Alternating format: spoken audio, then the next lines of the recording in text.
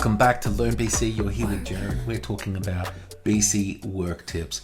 This is what keeps you working. It's tip 2, and we're talking about saved filters. Now, when I'm looking at a list view, for example, customers, here I have 5 customers, and really at the end of the day, it's easy to see your data all on one page. But if we're going to go sales, posted sales invoices, there's a lot more data. So let's try to get a list of remaining customers with a remaining account. And let's say I'm speaking to my finance team and we want to know who has over $5,000 on account. Anybody underneath that is a different team.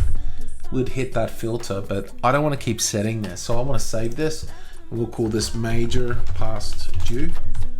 We can save that right now on that view, close the view, and it stays here next to posted sales invoices. You can flick back to all just like that.